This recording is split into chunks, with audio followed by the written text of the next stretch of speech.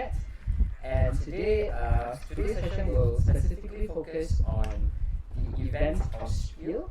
Spiel stands for play in German, and it's actually an event.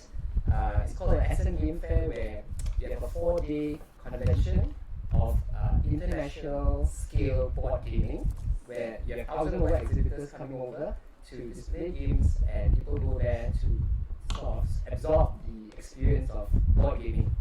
And today we'll also talk about the history of board gaming in Malaysia. We have very fortunate to have four actually special guests. Maybe I'll allow them to introduce themselves. Okay, maybe I can start with Jeff first. Hi, yes. You will know me as CK. Some people know me as Jeff. That's probably on my other job. So I run BoardGameCafe.net. So some of you may have heard of that. We do meetups, we sell games and so on. Right?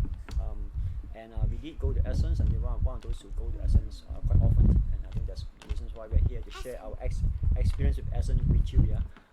My first trip in Essen is probably back in 2012. So there's about 8 years that we've been there. Yeah. And we have Rachel here also. Say hi to the camera, Rachel. She's probably one of the youngest Malaysian to Essen. She was there when she was 6 months old, back in 15. Yeah. So that's her fifth year now. Yeah. You want to share with them what you like about Essen?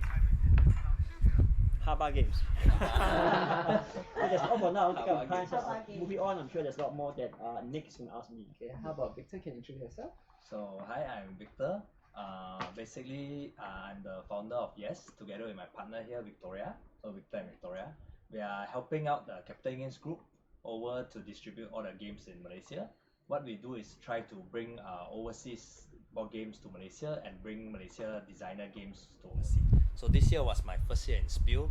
It was a really eye-opener, and this year is one of the biggest. So hope to share with you all guys more. Moving on. Hi, I'm Wai Yan. I'm from BoardGameCafe.net. She's my daughter, Rachel. Maybe we can share about something about children. Maybe later on. I think Haba will be pleased. Yeah. They will be happy. So my name is Victoria. Actually, I'm the partner with Victor, for founder of Yes. So yeah, he actually looking more to like how to help Malaysian designer. Hope that it can help them to bring their games to the overseas. Yeah, today's. Okay, cool. So, and I think I forgot to introduce myself. My name is Nicholas. I'm one of the so-called we sort of set up TTGDMY in the early stages. I was one of them, and I'm a board game designer with TTGDMY. Okay, so I won't take up so much time. So maybe just dive into the discussion for today of Spiel. Just a bit of background. This Essen Game Fair started way back in 1983. So that's many years ago, and it boasts like 1,000 over exhibitors with. I think the last year it hit 21,000 over visitors. So it's a huge 210,000. 210,000, sorry. 210, sorry. Missed out a few zeros, okay? So A lot of zeros. yeah, a lot of zeros. So it's a huge event. For those of you who are not familiar with Essen, picture PC Fair, but instead of gadgets and computers, it's all games. So that's a huge event there. Right, so I'll first go through the first question for today. Hold on, I'm going As to I say, pause it for a second.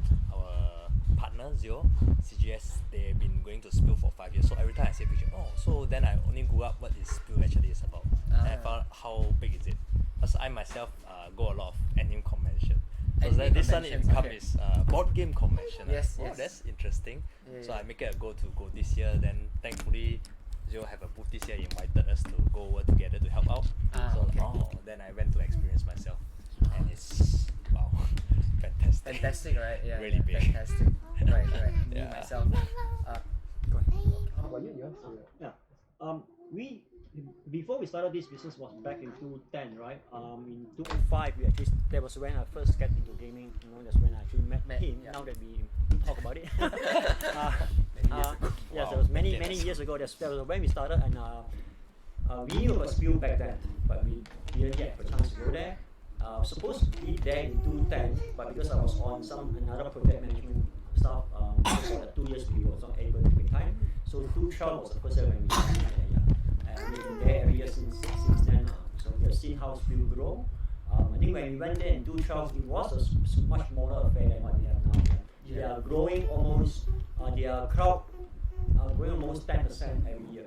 So that's how much they are successful. Yeah. I myself went there in 2015, my first experience, 4 years ago. Yeah, and as I think pointed out by everyone who've been there, it's a jaw-dropping experience. Yeah. So now go a bit deeper into the experience that you guys felt when you first went to the event. Like, could you all describe how you all felt when you first stepped into the halls in Spiel, and what was the atmosphere like, and what was on display? Like, take us through, what was going on in the event. Maybe we can start, Jeff? Oh, okay. But probably going to go back into the first few years because now it's more like a routine thing already. Back if Spiel is if it's the first time going into the hall, I think the first thing you feel is that you're overwhelmed. There are easily 6 halls there for you. This year they have gone to 8. Yeah. Even though they didn't fully utilize 2 of the halls, but they have 8 halls now. But at any one time you will see about 3 to 4 halls that are packed with games. Yeah.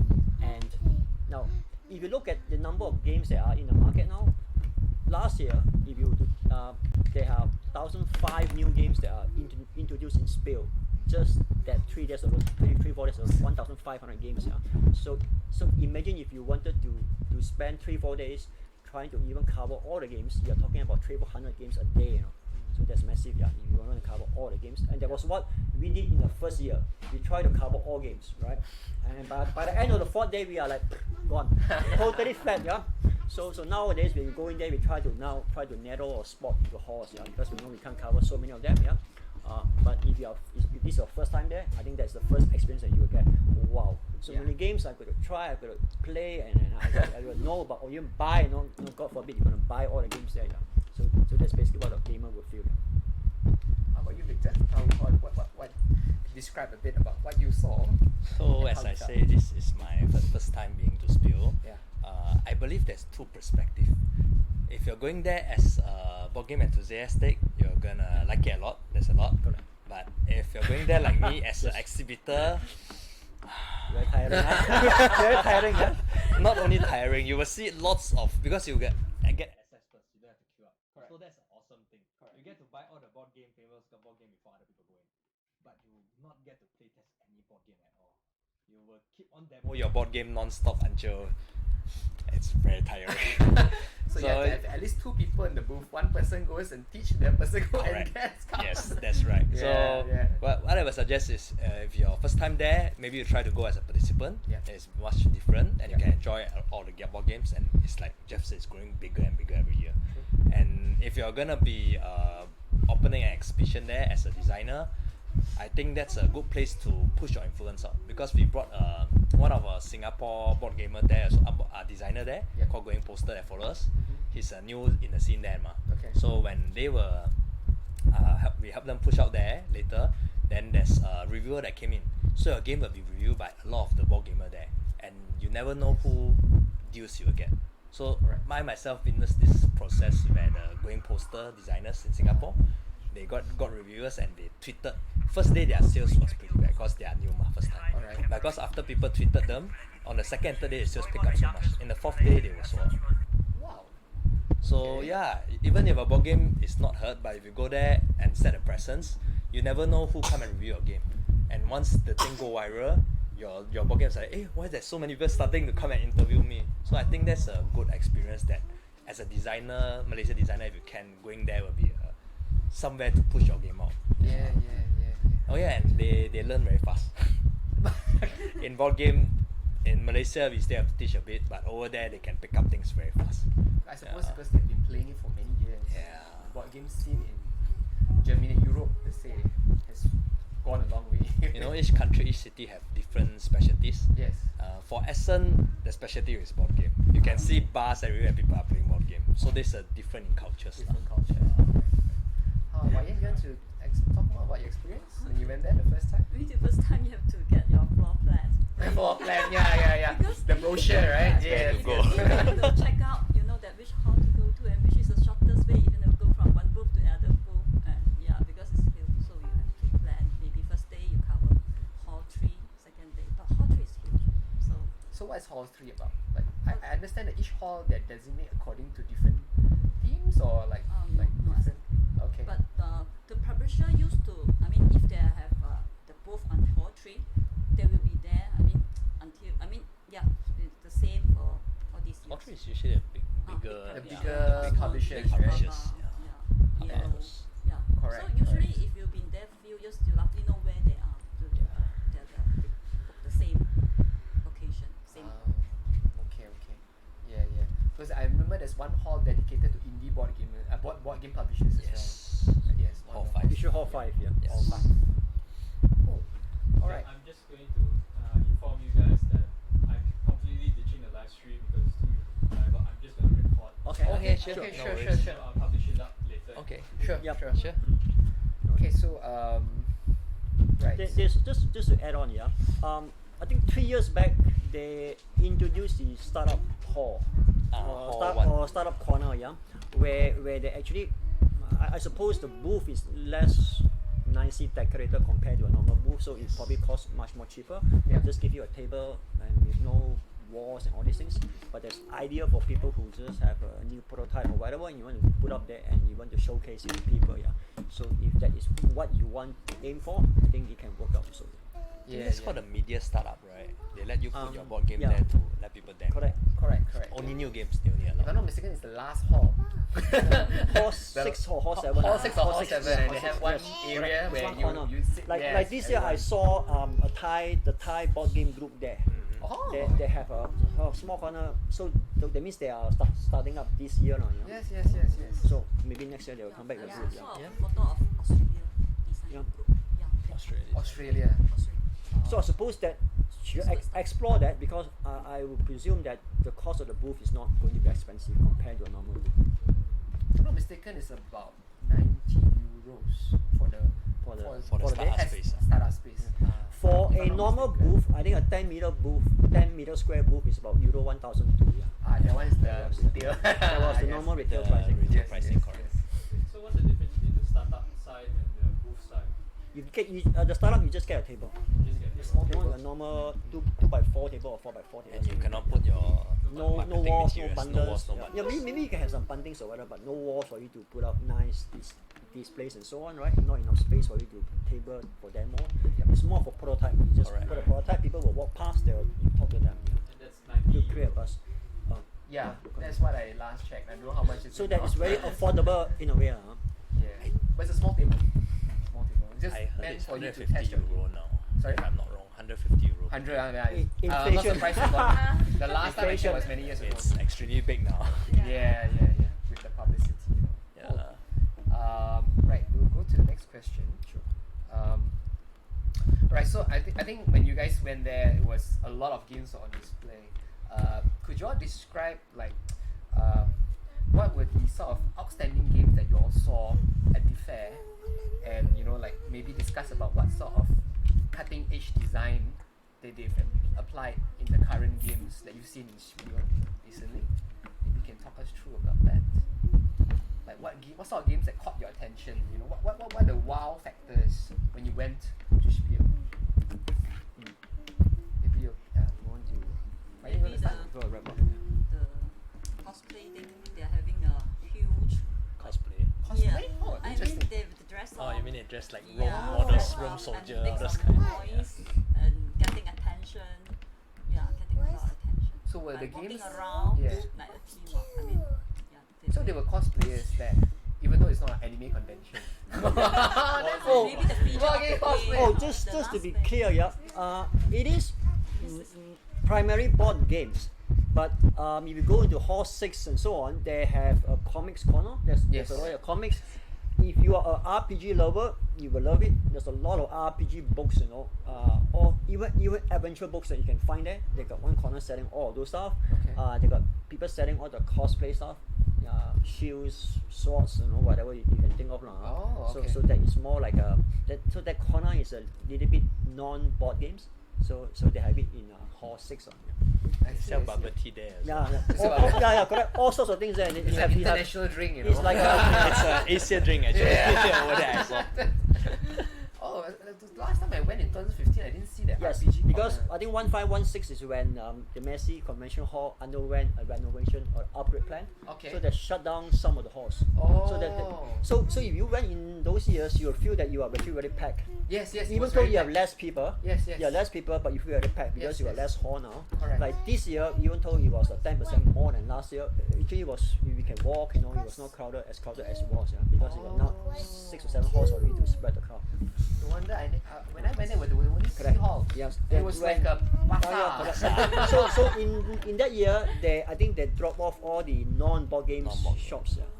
Then they came back, I think last year. Oh, so actually there's RPGs, RPG, there's, miniatures, and adventures, even people selling T-shirts, whatever. Correct. All sorts of things that you have there. All the miscellaneous things are Yes. for them are non-board games. But people who love board games will probably love them also. So they have them in there. Yeah. correct. So that's why you see all those people coming. I think even they open so much, Hall 3 and Hall 2 is always still the most. Yes, correct. Because that is The traffic never main, dies down in Hall 2 or Hall 3. 3, 2, 1. Yeah, Is this the 3, biggest publishers. Right. How about Victor? Do you see anything that you found was interesting to design? What's the wow thing that you saw? For me, the very wow thing is all their miniatures. All the miniatures are absolutely beautiful. And like you said, there's a whole hall of miniature. Okay. And I myself am a D&D fan. So the yes, RPG there, You their see a lot of D&D, those I was stuff like, here, you can't find here, right? Their miniatures for D&D and the Dungeon Master are also awesome. But being an exhibitor, you can walk past. Seeing it, Might yeah. hire extra hands on board, then you can go and play. Yeah, but their miniatures are all very beautiful. And like Jeff said just now, they have a lot of publishers, not just publishers, the manufacturers. Yes. For meeples or dice or even miniatures, they are specific for all these board game designers that if you want to Correct. approach them to create, they can Like Swan Pan Asia. Yes. I think they were there when Correct. I went there. And there's some other booths that were dedicated to designers, where they actually give you quotations on how you want to publish and stuff. And you can contact us. They had booths, which I found that okay, cool. You even see the table, working table. Yeah. window there. Yes. The prototypes that they actually can print out. Yes. The quality you get. They can straight away make a 3D model for you to see. Yes, The yes. example. That's very cool. Cool. How about you, Jeff? How about you? In terms of breakthrough stuff and so on, I think from board games point, I see less for the past few years. 04, 05 was the breakthrough year, was the golden 05. years, yeah. When you Why already was have a it? lot of games, 04. Sorry, 1, 4 and 1, 5. Thanks for that. So when you have a lot of new game mechanics, some games that are totally fresh, breakthrough and so on, right? Games that stay on in your memory. Now you have a lot of new games, but it's more like either a mash or same thing that come out and so on. So you don't get excited. Those games are good to play, of course, yeah. But you don't really see, wow, this is a game that's going to change the whole genre and so on, right? What I do see changing is that when we went there were hardly any manufacturer and even probably just 1 or 2 publisher having a booth there. Okay. This year, and in fact for the past few years, the number of publishers, in particular manufacturer from China, have grown. You literally can go anywhere and you can see a group of people from Longpack, Broadway coming out, promoting their services. Yeah. That was the last 2 years. This year, I even see smaller manufacturers from China actually coming in force into Essen. I even see a booth that says they can print your game with just minimum 500 copies. Yeah. Now that can be big, yeah, because it means you don't have to commit about 2,000 whatever to print, yeah. It's from China, so you may get cost savings and you get a small print to go with your first batch, yeah. So you get a lot more of that. So I will go and summarize a list of all these things that may be helpful to some of you, yeah. So you can point there and then you have a link over there for the blog. Eventually. We'll keep it in the description. So description must highlight it. So there's a lot of them. So I think from a game designer point, you can get a lot of these resources, yeah. Yes. And the other thing also I see is that a lot of shops selling play test components. They have a whole set of things with nippers, with tokens, with whatever cardboard stuff and so on that you can buy as a pack, and you can then use it in your game to do prototyping without having to cut or draw things. So very well professionally done that you can reuse and recycle them, right? So yeah, there's correct. They got sell a few of them. Designer starter kit. Designer starter kit. Correct. Yes. And he had We have photos. these, yeah. So made it I into think a you can business. just buy them and then can use them and so that's one. Yeah. The other thing that I see growing a lot are board game tables. Board game tables. Yes. Last time there was only 2. Now this year I think I counted 10. 10 different people coming and says that we do fantastic premium board game tables. So it's become a furniture shop. like a gaming And table. those tables are not cheap, yeah. Seriously not cheap, yeah. But we have people ordering them and say this is bulk and so on. So of course we can't do that because I think the cost to ship the table back. It will cost more than Well, I mean, you itself, can yeah. dismantle it. You know? So these are Then the you few can buy things the that are. blueprint. Yeah, So yeah. the accessory side is going up. Yeah. Yep. But the board games are still strong. I mean, as I say, we have 1,500 new games now, so we Yes, get a yes. lot of Yeah. mix. Yeah. Yeah. It's just that nothing kind of like really stood out and so on. I just I think want one to more add-on is yeah, sorry. one more the biggest in board game now. Last time you don't have is you see lots of indie board game or big game, Yeah. even big publisher on Kickstarter. Correct. Right. Like Zombicide, I was quite a big fan of it. Now they're releasing Zombicide 2. Yeah. It's the board game industry have changed that if your game is popular and viral, you can actually just raise fund from the public, which you can't do that in the past. So there's lots of new game churning out, like you say. It's changed the whole Scene of how we get funding. Yep. Cool. I just want to go back to the statement that you made, Jeff, regarding 14 and 15 when there were a lot of games published. They saw those games revolutionizing gaming. What were those games that you're talking about? Could you share a bit more? Offhand, I can't exactly remember what, but I think I probably can't remember, or rather, there will be a lot of games. Yeah, probably I won't want to point anything because I might get the year wrong. So. Okay. But those are the But those golden were years. yes, we were very. There were fresh things coming up. Or it could be that people like me have played too many board games, so we get jaded. So we see something we don't feel that it's new. So it could be a biased point of view for me. Right. It's interesting. Cool. Alright, we'll go on to the next. Just to go back a little bit, but the one thing that always interests me is that unlike maybe market here and so on, in Essen in particular, right, people don't just focus on new games. If you go in there, you see shops selling. There's a lot of shops selling second-hand games, right? Yeah. Second-hand games, old games, right? Yeah. I actually see people carrying and buying more of the older games than the newer games. Yes. So it's not always that. Here, I think it's probably the opposite, right? People will always just grab all the new Essen games, right? But there, I see people, some of the games that have been published for 4 or 5 years, people are going there to buy because they can get better price, and or they're still playing those games now. Correct. So the market, or rather the audience is broader. So I'm sure there's a lot of people who hunt new games there, but there's also a large group of people who are just happy, buying some of the games that have been played for so long. So that makes for a more vibrant market. Correct. Compared to here, it's a more focused and narrower market. Yeah. There were a few booths which I saw they were selling second-hand games, and it's a good place to get deals. Yeah. And as you mentioned, people don't just play new games; they play old ones as If you well. buy on last day, the deals are good. Yeah. The last Just day. another tip, There's yeah. one more thing Buy that on the last Joe day. told me before. Yeah. The Singapore designers was telling Zio, because it's like he say you never make any new game this year, so going to Spiel might not be a good idea. Oh. Okay. But in the end, our sales was good this year, so I think actually if your old game is published, then it does make a vibrant market. Right. So it doesn't matter whether you have something new to game showcase or not, as you can still bring your old ones too. But There the will still benefit be of people having there. a new game is the You get the buzz, media will cover You get the also. buzz, yes. You get the buzz. They'll People cover you, come get and the buzz. Board Game Geek is there, right? If I'm not mistaken, Yes, they they're have always posts there They where have where they Twitch actually stream. interview people. Yeah. Yeah. I remember Twitch that. stream, right? All the new if your new board game, they invite you inside there to talk about your new game. Only for new games lah. So old game you don't get invited there. So were you all Very invited rare. before?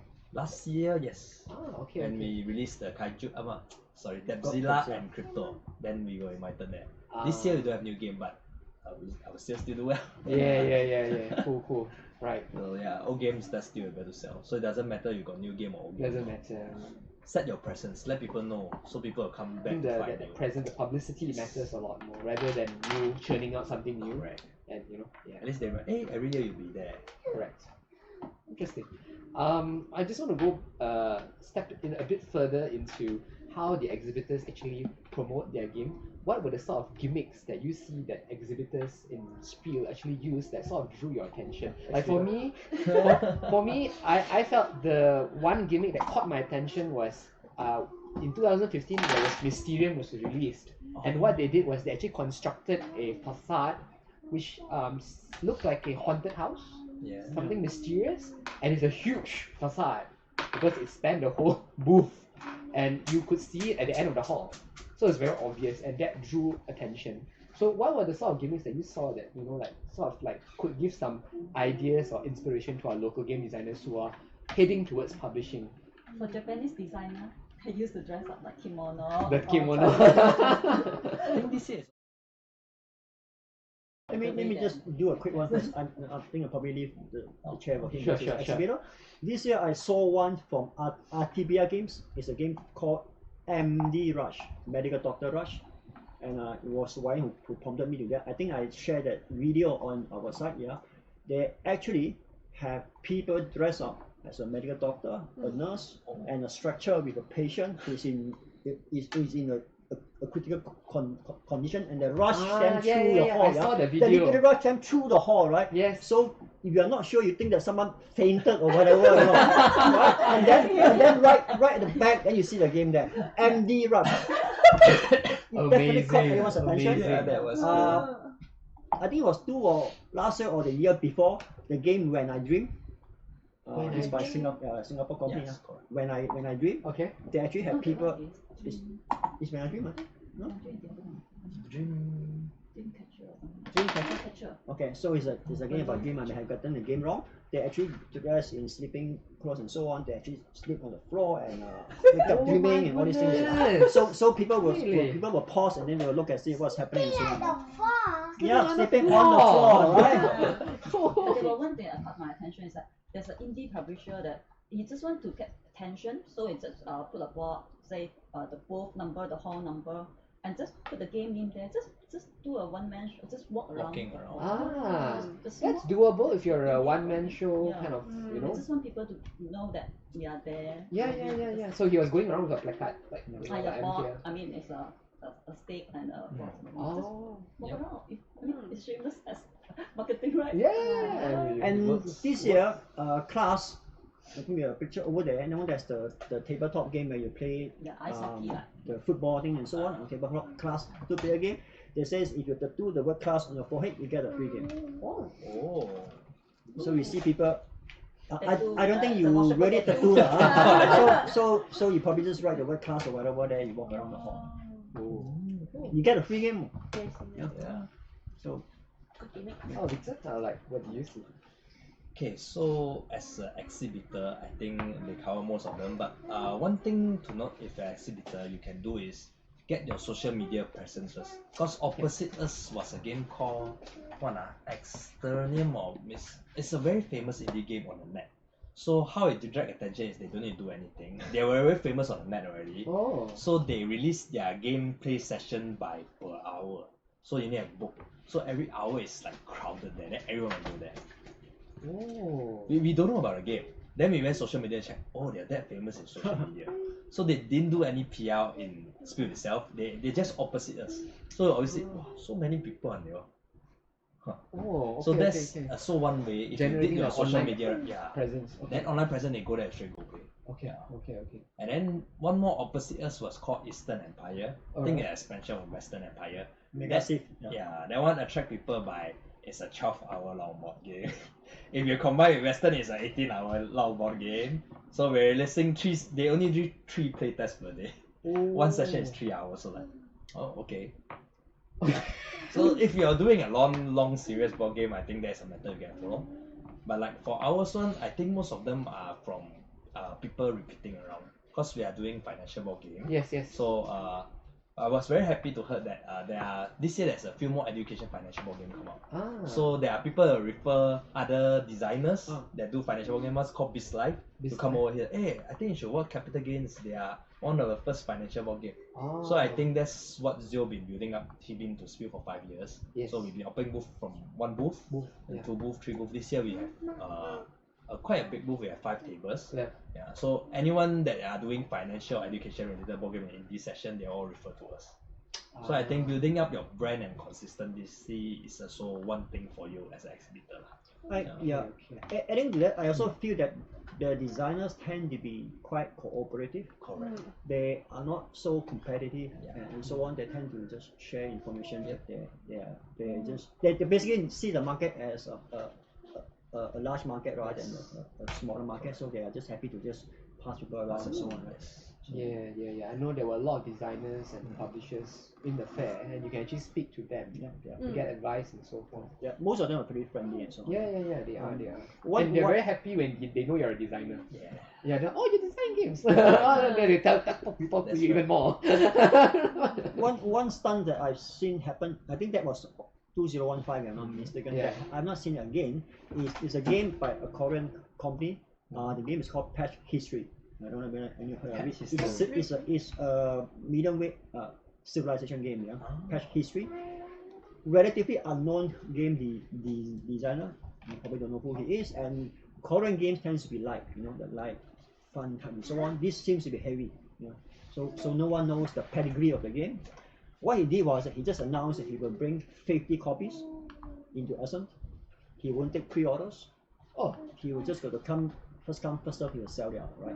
Can you guess at what time now? The fair opens the 10th for the general public. Can you guess what time that 50 copies sold out? I think within the first 2 hours. It sold out at 9:45. Hey, wait, haven't even opened. Yes. Because you have the exhibitor. All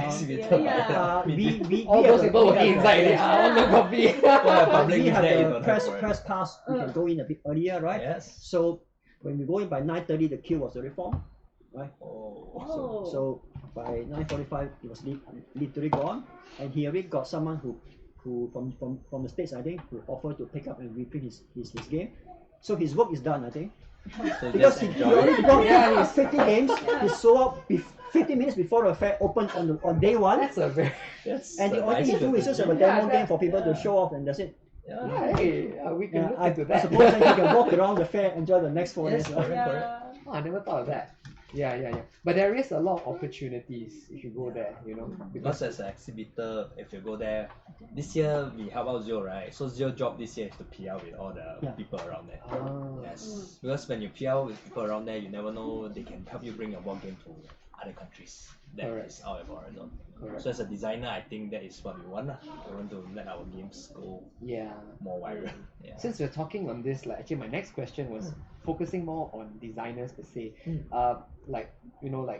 What, for example, how can a tabletop game designer, how can they benefit from going to Spiel? So you were mentioning a lot about networking. Maybe you can elaborate more on what other benefits that they can get. Like I say, networking is one thing where you can get to know manufacturers, that you can get good manufacturers, or most important, distributor there. Correct. So they help you set up a presence overseas, whether Asia or Europe. And I think this one I shared just now earlier before with the camera, that I haven't talked with the camera, is that the Singapore one, the one of the indie board gamers that follow us there. So if they got on the first day, their sales wasn't good because they are new. So they have reviewers coming in to review for them. Correct. Then after that, they went viral on Twitter. Then the game start. There's media came to interview them, and then more reviewers came to get in, manufacturer come and get. So they are the first time to Spiel also, and the first time designer that go to Spiel. Right. They went in with they were quite not that happy in the first day because they only sold like 2 copies. Or already sold like 10 copies. Okay. But we tell them, don't worry, maybe you got reviewer playing already, you will pick up. So it's like he worried he bought 100 copies. So he thought he can sold out, but the first day sold 2 copies, so was he was a bit demotivated. Yes. But how did he know on the third day suddenly the sales pick up by a lot? I think because also on Saturday and Sunday is the family crowd. This game is a lighter game. And then it was trending on Twitter.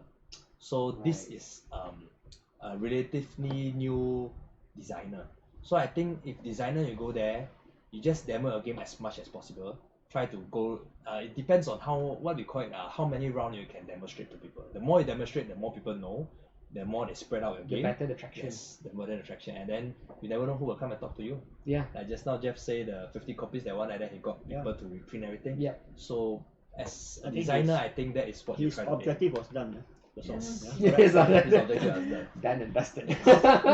Contrary to what people think, people see Spiel as a game con, the task they go there, play games, demo games, and so on. Right? Yeah. Spiel is actually a trade fair. Correct. If you look at it, it's a trade fair. It is for business people to actually meet, but at the same time, since you have so many games there, of course the non-business people can come in, look at the games, play, and buy, and so on, right? But primarily it's a trade fair. So if you design games or you publish games of any form, right? In fact, it's more important for you to be in Spiel than a gamer.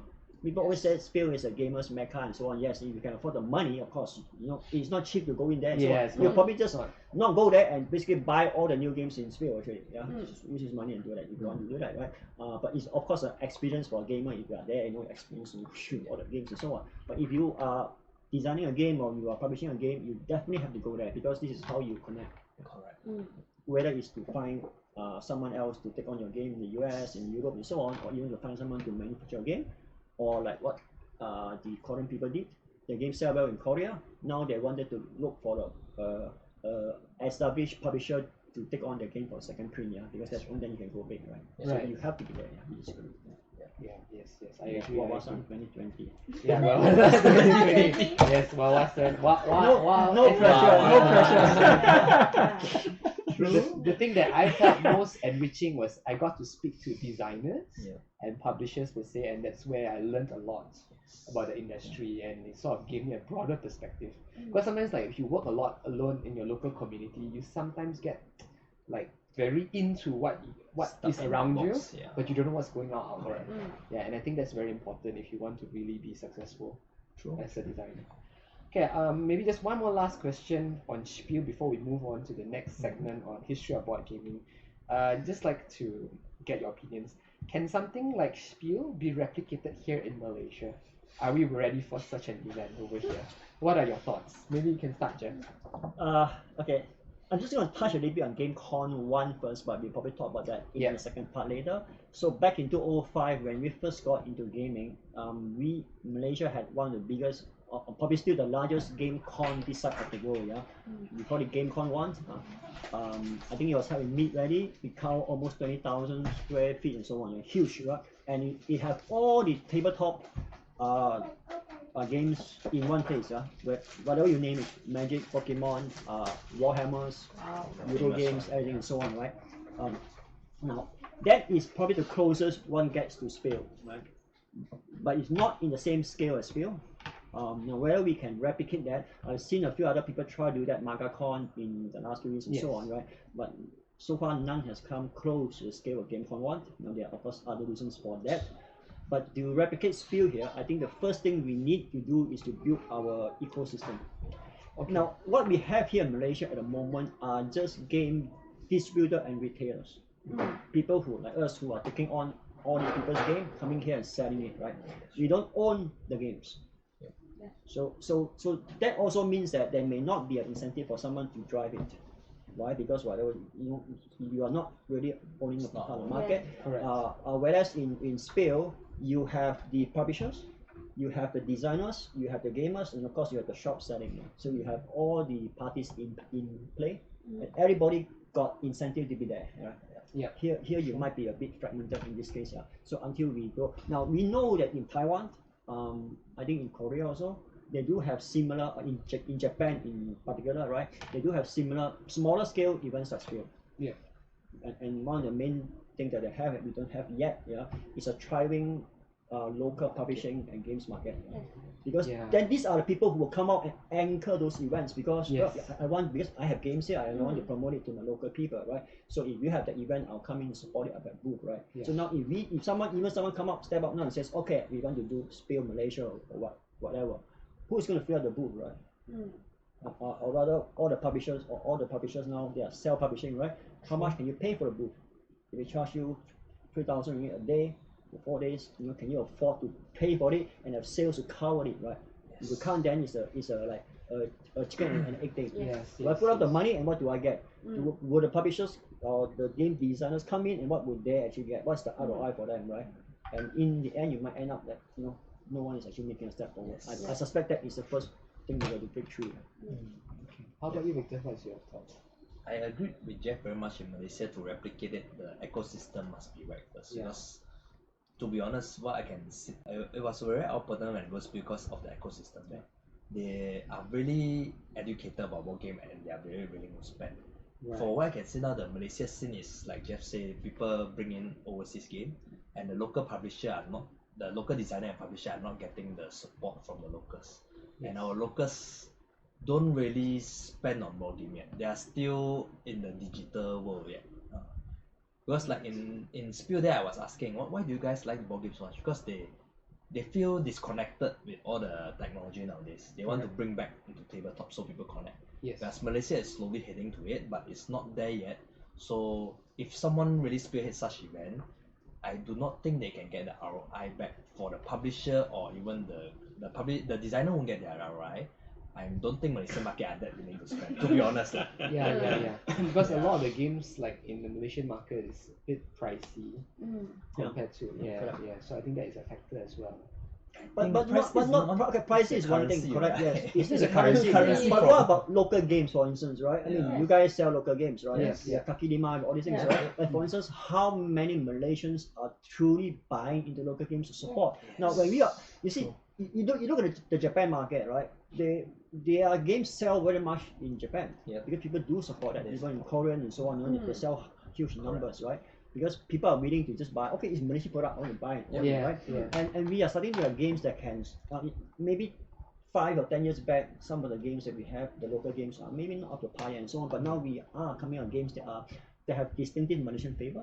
That's true. Takidima, Pasaraya, all these you look at it, you know that it's Malaysian, right? Yes, But people buying it to support it because you have to, something has to roll. Someone to design, but no one is buying, then you're going back to the drawing board, right?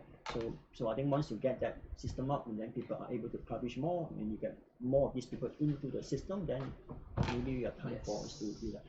With GameCon one of the single key factors that can launch that big is because they have Pan Global as a sponsor.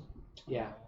Pan Global. Pan Global literally funded the entire thing, right? The time Pan Global is throwing a lot of money into like lots of events. But they do have ROI there because the Pan Global wants to capture this market because this is seen as their insurance market, right? So if I organize this event and I get the database of all these people, which I can then cross-sell my product, so to them it's a marketing cost, right? So they have a back end to actually sell, right? But if does anyone here has the back end to offer and sum up what 50K, just like that, and then so that you can, probably more than that now, right? You can't get me value. I think the venue alone is already suck up, one third of the capital already. So and have a back end that you send, fine, these are money that I'm going to throw out for marketing purpose, and I'll get this, right? And in the end, you guys can benefit from the outflow, right? So I'll probably say GameCon 1 was a one-off thing that we were lucky to experience if you were in that time, right? It can be hard to experience that again. So. Yes, true. You want to give your thoughts, Wai Yan, about whether we could replicate it in Malaysia? Not right now. Smaller. I think smaller. We are making progress, right? We are events like hitting major the- con the- and all these cons that are at least the small coming up and so on. Small So that's reaching out to the public and so on. No, small steps. Yep. Right, okay, I think we'll go on to the next segment of the discussion, which is on the history of board gaming in Malaysia. I'm sure everyone wants to know like how settlers made it to our shores, what were how did our awareness grew about board games, particularly tabletop games, not the conventional kind, but the designer kind, all right? So maybe I just ask a first question, like Jeff, you were like in this scene for much longer than all of us. Why is this? How, in your opinion, how did the tabletop gaming culture begin and grew in Malaysia? I would probably say that the tabletop gaming is a carryover effect of people here who went overseas to study, play all these games, and they come back, they are searching for the same group to replicate over here. So that was back in it probably started before 2005, I came into this in 2005, yeah. So it's that long, it's about 15 years already, right? Yes. Okay. So that was when I still remember my first game was Game of Thrones. There's a first edition, right? Not the second one, yeah. You started Game of Thrones. Yes. Wow. But there was a first edition, the first edition Game of Thrones, right? Before HBO. Before HBO and so on. So it can only come from people who either have read the storybooks and all these things, right? And of course, I myself play when I was much smaller, play games like Risk, Total Poly, and so on. Those are the traditional games, right? When you love Risk and you love diplomacy, Game of Thrones seems like the perfect Euro game for you. So that was the first game that caught my attention. I have seen Catan. It never put me in then yet, yeah. But Game of Thrones put me in, yeah. So that was, I remember that was the first game I actually bought, yeah. So Catan was the first game that came in the Malaysian shop. That was before 2005, you know. I was just talking to Nick. Maybe you can talk about that. It was a small shop back in MCOM Mall. Some of you may still know the person, Wolf. Yeah, he called himself Wolf. Yeah, not a wolf. Not a serigala in the sense also. Yeah. But he called himself Wolf. Right? Yes, he has a not the game. He has a shop called Wolf Game Shop. So as far as I know, that's probably the first shop that carries Euro games in Malaysia before 2005. Yeah. So he was not doing mass scale. He was just bringing in a few games, ship them in, sell it to certain people. That's how it actually grew. Yeah. Okay, So and after that, in Imaging Games, Edwin Valigan came in. He looked at the product. He saw much more potential here, and then he thinks that this can be done on a larger scale. That's when he started on a more formal import from Days of Wonder, Rio Grande, and so on. So that is when board games really take off. That was around 2004 and 2005, yeah. So that was when I got involved in 2005. Coincidentally, Edwin was the CEO of Pan Global then. So you can see how GameCon 1 came about. So it all links in. So he picked GameCon 1. So he arranged for GameCon 1 to be done in the same year, I think towards the end of 2005. Yes. So he and there was a meal. And in fact, we actually got Tom Wassell to come in and give a talk, in GameCon 1. Tom Wassell, yes. Some of you may still have pictures. I don't know whether you have pictures of him, right? I played with him. I played with him in Warcraft. Right. But at the time, Tom was based in South Korea. Yes. Before he moved back into the US now. Yes. So it was quick fly him down. So that I think Imagine Game was the one who actually grew the board game market here because he make it more accessible to everyone. Right? People now can buy in, and though there's a shop, there is a retail outlet that people can buy from. Even though it's still a very niche market, but at least now people can actually buy some of the more common games like Puerto Rico and so on, right? There's a presence. Yes, it's a presence there. It started going from there now, and in that early days we were just organizing meetups. We do it at Old Town Kopitiam, we do it at McDonald's, and back then it was hard. We literally have to convince people to come and play, because people, that was really when you talk about board games, people will still think about Monopoly. Yes. It's still the way today. It is. Now It's still the same. Yeah, still the same. A bit less now, but back then, it was really the people really don't know about that. So we had to really go and evangelize it at these spots. We move around and so on. Correct. So we did that for 4-5 years before we think that the market is now good enough, and we actually stepped into the business. That was 2010. 2010 you opened. 2010 is when we actually officially become a business. Before that, it was more like a meetup group. We just organized meetup for people and so on. Correct. Yes. Right. How about Victor? Do you want to add on, like in your experience, how do you think that it grew? How did the culture grew right now? From your perspective as well, like most people, I started in Monopoly as well. Yeah. So I always thought board game was just Monopoly. that's the problem. Luckily not Snake and Ladders. Monopoly is too good. If you play bidding, then yes, it's still good. If you play kids rules and you just like buy and just go around my coins, it's boring. The house rules. Because I've been a gamer all my life. So Monopoly first then cash flow game. Cash flow. Okay. Yeah. Then later on, I only know my digital games like Warcraft. You say that they are board game version. Oh. Then only I came in and tried. That's a board game version. Yeah. But the number one problem I face is always you don't have kaki to play. Yeah. It's very hard to find kaki. Like that was like the 2010s to 2013. Yeah, that was the early, still early days. Still very early. It's after 2014, 15 where you open your board game net is 2010, but board game cafe, I think Meepers was one of the local one that I saw in 2013, 2014. Yes. Then only that, there is a place to play at last. Or else I just buy the board games like I don't want to play with. I feel like I'm very tired. I don't want. Just That's the since you problem. talk about Yes, board game yes, cafe itself, even though we are named board game cafe, we are not a board game cafe, right? Yes. So we are even calling out, hey, why are you named board game cafe? So so we can't say we are the first board game cafe, right? But can you guess where the first board game cafe in Malaysia was at? The first. You probably can't guess it, yeah. Oh, okay. Wow. The first Trivia. the very first This is a good trivia. Yeah. Prices below. Prices. It's in Penang. Oh, You'll be surprised, really? right? Yes. Penang? Yeah. What's the name of those? I'll come with that later. Okay.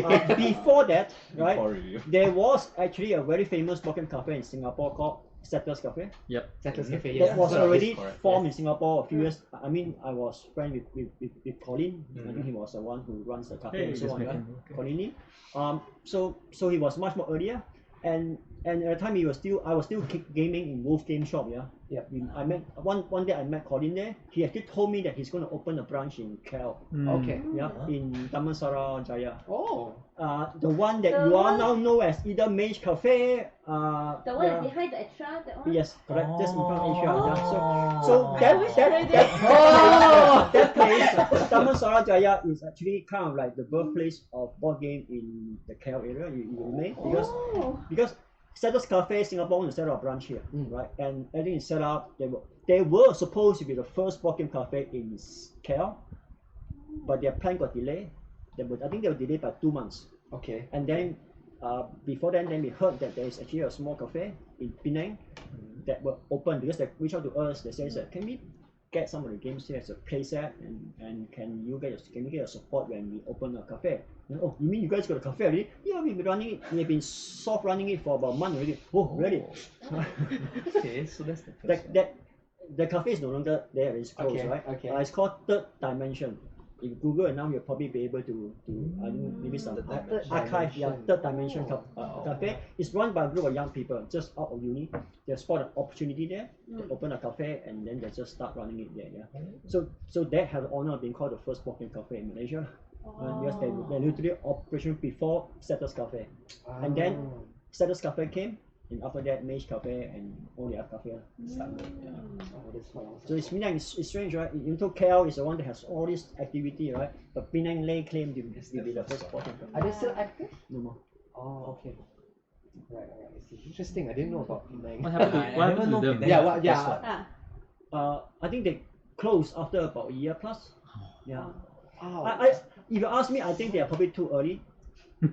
The market wasn't ready. I mean, the market was, you need to be able to sustain that business then, right? Mm. If you hope for the business to turn a profit like normal F&B in 3 months time, 4 months time, I don't think that's going to happen. Yeah, you're talking about something new.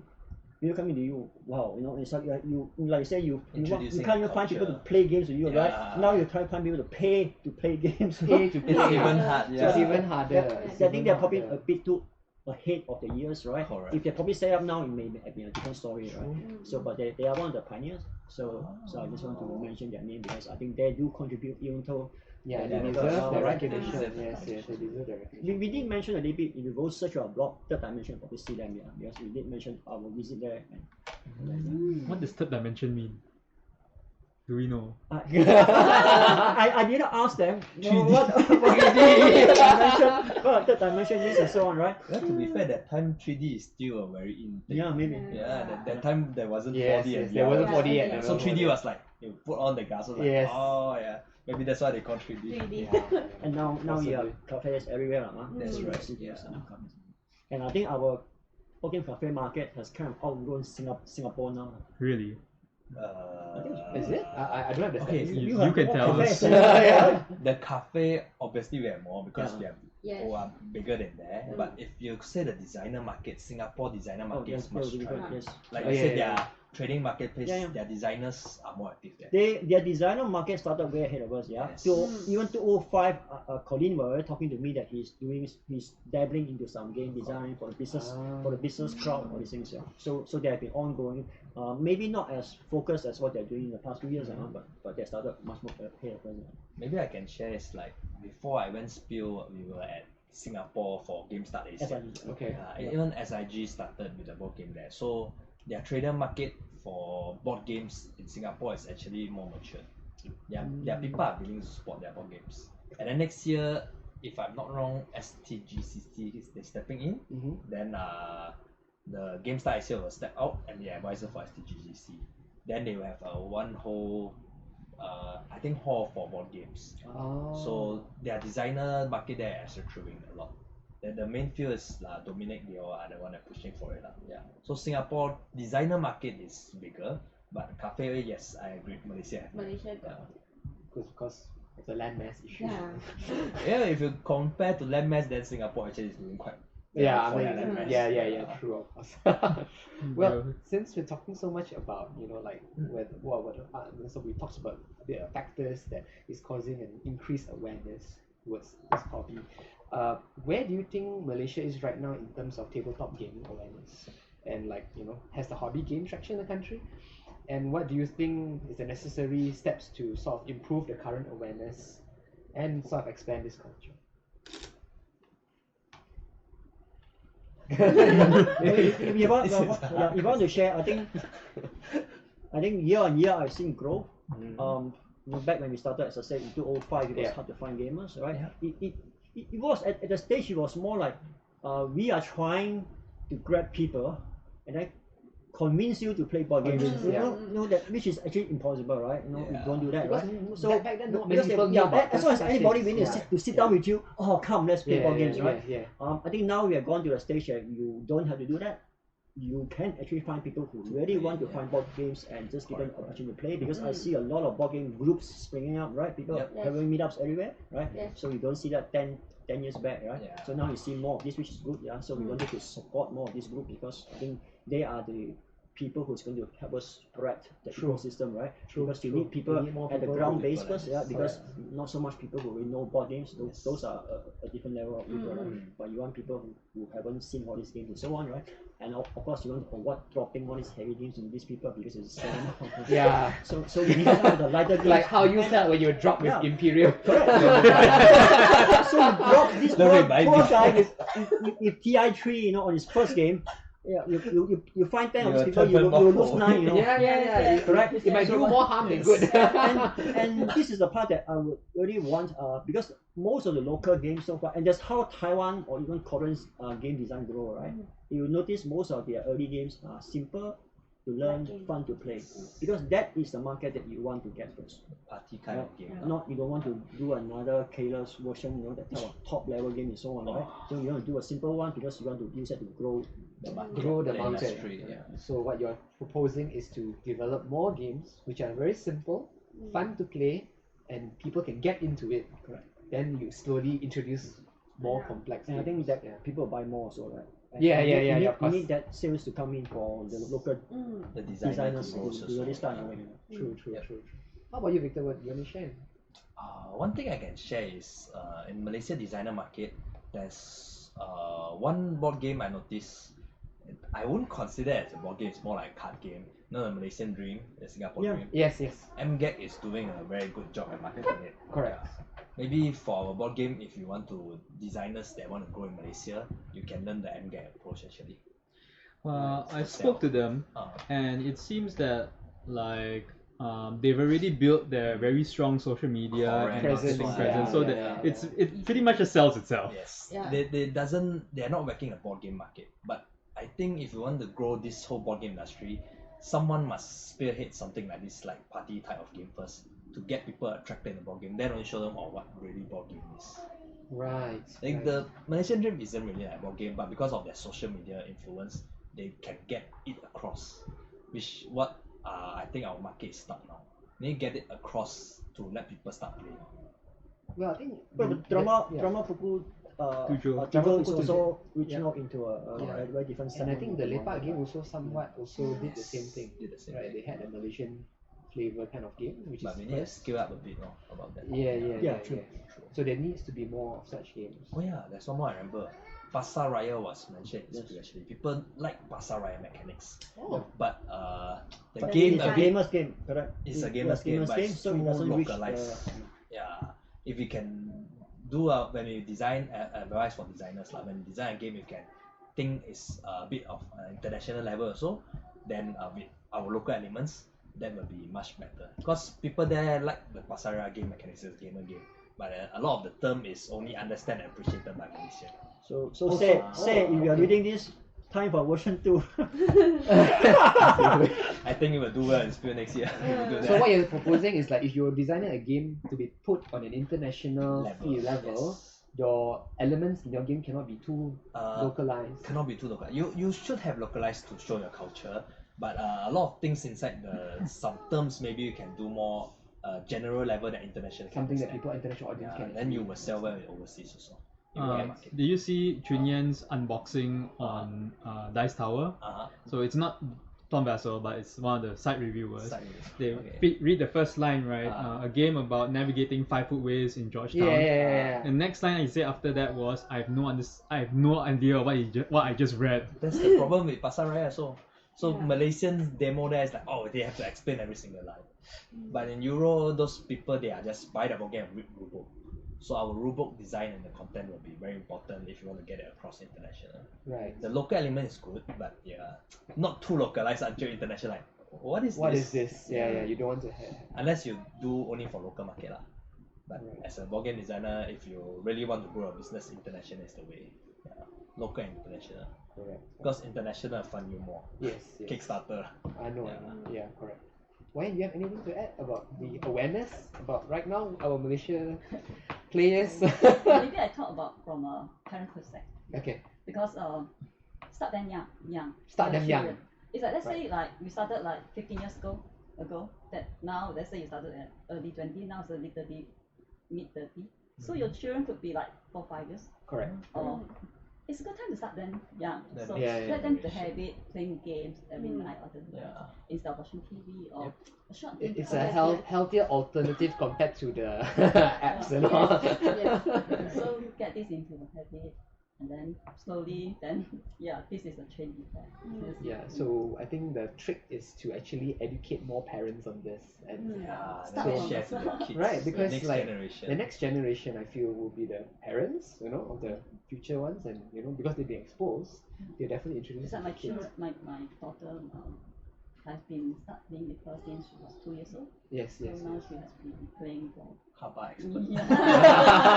She can read the rules and try to figure out herself when I sometimes was occupied.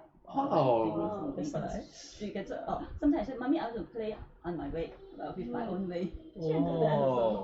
Playing with the designed her own components. rules. That's nice. Since Haba was mentioned, just want to share a little bit about Haba before I lost that train of thought. We actually went to Haba headquarters 2 days before Essen to look at how they're doing their whole manufacturing process, their whole game design process. This is what I want to share, right? Would you guess how many new games are submitted to Haba per year? How many New games, because they have a process where any designer can submit your games to me, and if I like it, I can publish it for you, right? Do you know how many new games are submitted to them? 500? 1,000? 1,005. And And out of 1,005, do you know how many are picked for the next stage? Shortlisted? 10. 5?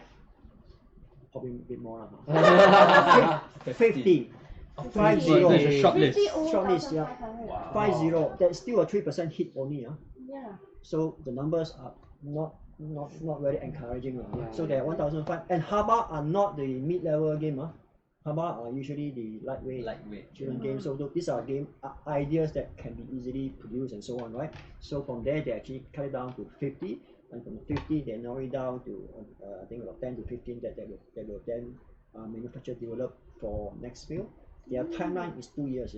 So when we were there, they were always saying that they are finalizing the production model and so on, and for games that will be in next Essen.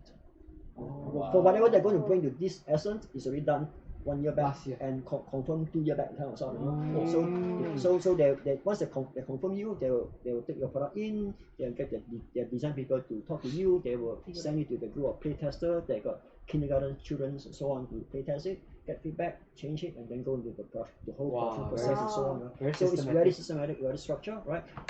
But that is a challenge that game designer will face. But obviously, once you get picked by them, you know your games will get the numbers you want already. Correct. Because of their presence. And churning out 15 games per year is not easy. Yeah. No, it's It's not. very hard. So they have a huge process that But they they keep are on churning. huge. But they have to keep on that system keep on coming out with new games. I think they shortly for 1,005 people. Yeah. Lots. Idea. I don't know whether we can. I suppose they told us there's a link that you can send in to submit. Yeah, I'll probably have to find that link and post it for you guys. I don't know whether anyone can submit or there are only certain criteria and so on. But no harm trying. Right? Yeah. If I just add to the number, you get Add to the number. 100 from Malaysia. Malaysian contribution. You never know, out of 1,510, No, Malaysia you shortlisted, hey, get our two or three, designer! yeah. And they get published. Win liao. It's a good. Yeah. It's a very good. Yeah. If Haba publish you, you're Yeah. good. You're good. You're good. Victoria, you want to add anything about the awareness For and factors that how we can improve awareness?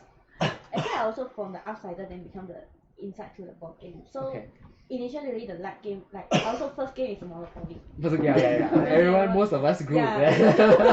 So it's just like slowly that it because that time I played a lot of computer games. Last time I played a lot of so it found that it's very consume my time. But if you need a computer games like you own playing, then you get addicted for it. So it's not good for the eyes. That kind like the spec is getting. Yes. So it's very fortunate that come to another alternative game that actually got this shirt tabletop games. So and also very lucky that beside my uni time, they have one board game shop. Also opened by a group of the uni graduate. Then I just go there and then just like spend the time there and then learn from actually it's very to have an interaction with the friend. Because normally we only talk about study Correct. and then everything is about assignment like that. So it's just like the leisure time is very good to like play the game and then get connected with people. So I really think that you have to more like because my friend is not like very hardcore gamer. Okay. They can't understand very difficult games rule and they want to have short explanation. Okay. I don't want to get into the game. Okay. So I think the light game would be very good for them to like really get start to build up. Gateway games. Yes. Gateway games are the game to go. The Yes. way to go to Yes, spread yes. awareness. Yes. And then sabotage game is good lah.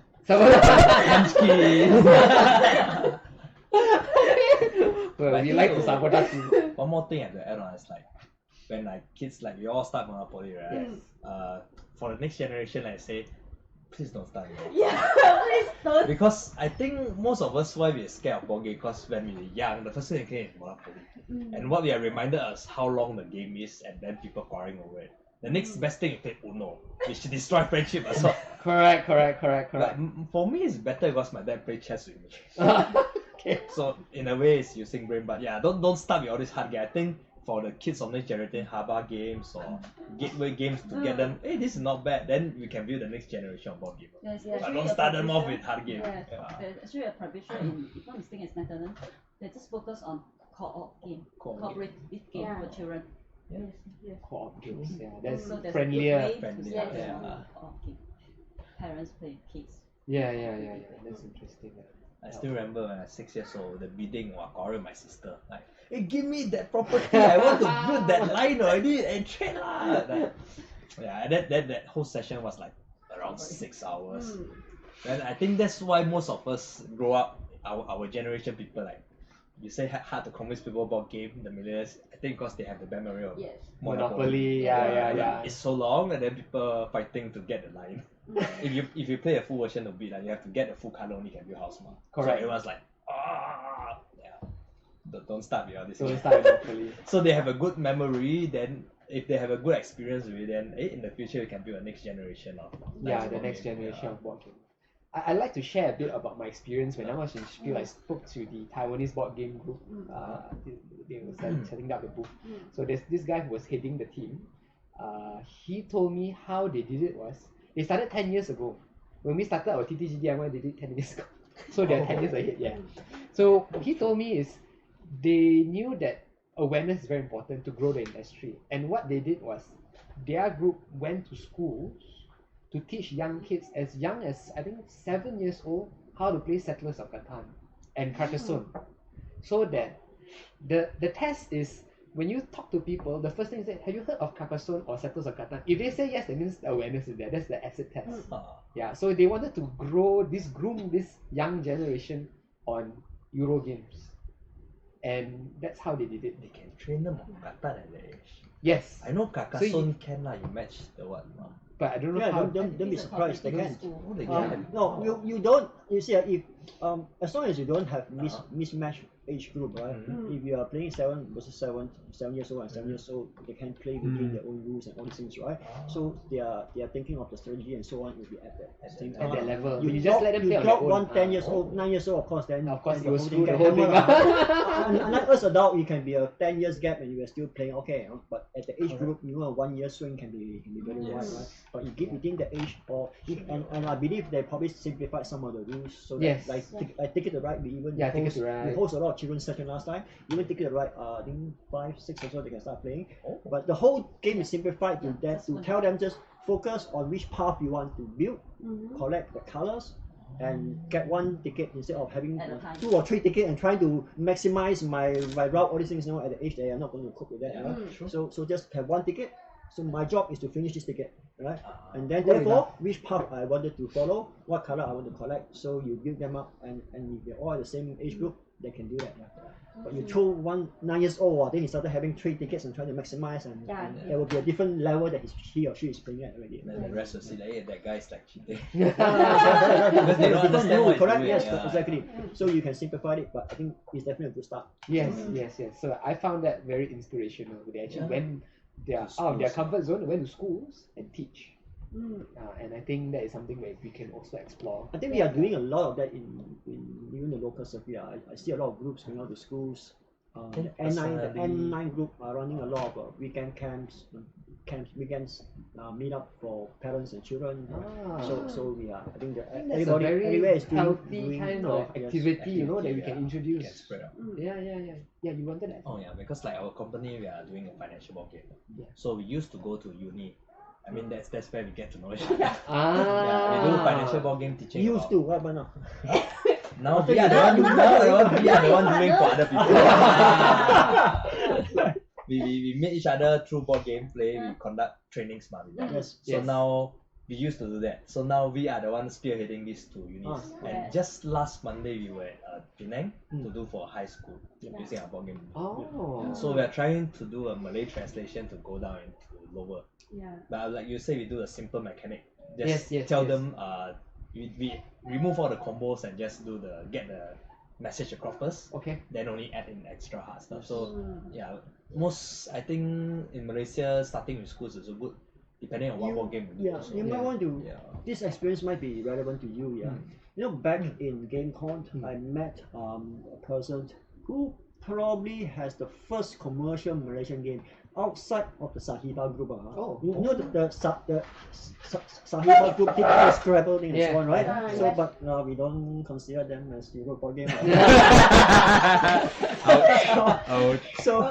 So there was this guy Jimmy Yo. Yes. He came up with 2 games, Color Magic and Math Magic. I first met him in GameCon once. So there was. Was he an exhibitor? Yeah, he was a GameCon once. That's how I met him because he's bringing his Math Magic, his Color Magic. Even then there was 205. He said he's been doing that for I think about 20 years then.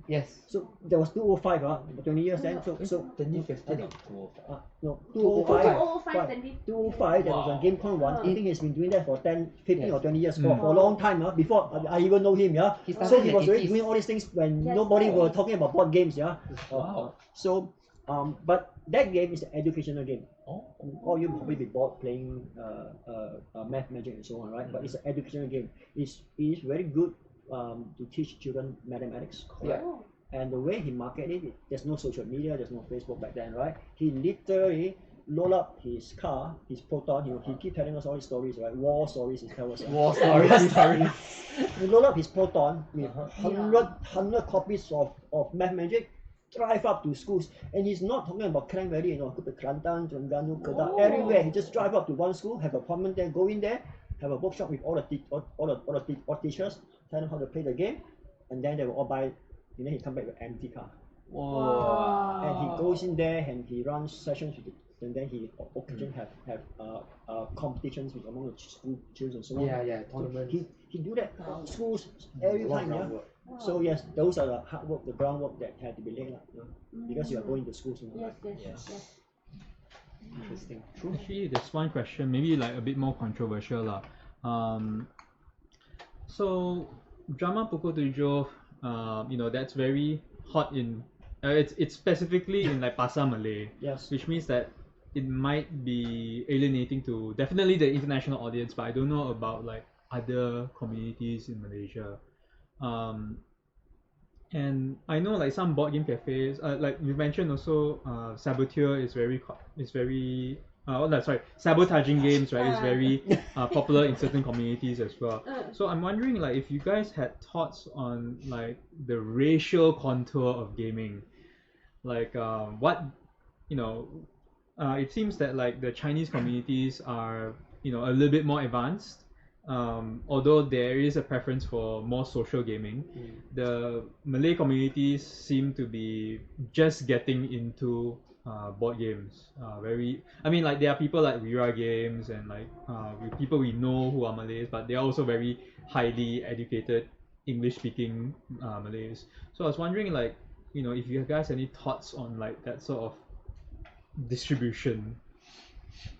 I suppose in a multi-diverse country like us, that problem will always be there. In fact, one very interesting story that was shared to me by Wolf Game Shop was this, and so Wolf opened his shop not on the fixed hours. So there are times that he doesn't open, but people can go to his shop, call him, if he stays somewhere near, he come to open the shop, right? So there was a time that he actually came to the shop, right? And he says a group of mud rampant before the bicycle launch out thing, mud rampant. I think about 10 of them, right? Park downstairs, walk up to the shop, right? And the first thing they do is that they plumb down Battlestar Galactica and told him, kami nak main ini game tapi kami tak faham itu. Oh, they brought their sets. Where did they find it? I don't know where they find it. So Wolf, he's a Malay, right? So he then teach them how to play, and they have a good time at his. It's not a cafe. It's just a shop that he allow people to have a free play, lah. And he taught them in his own way, lah. So at the time there was not. I think there are more resources now to translate rules in Malay and so on. I see a lot more rules uploaded in Malay. By the time there was none. So they kind of moved to teach them, and I think they play for 2 or 3 hours in the session. Then after that they're happy, they actually leave, right? And then when Wolf went down, the mama shop down there, he said, nasib baik awak turun. Saya worry. 10 orang mak rampit naik atas 2-3 jam tak nampak apa-apa. Orang itu main board games. Yes, I think we do have that challenge sometimes, right? But rules translation, like but drama Pukul 7 doesn't have any barrier, if you ask me. It just happens to be taking on a Malay team, but that gameplay, the mechanic, I've seen that in Bogakon, was it?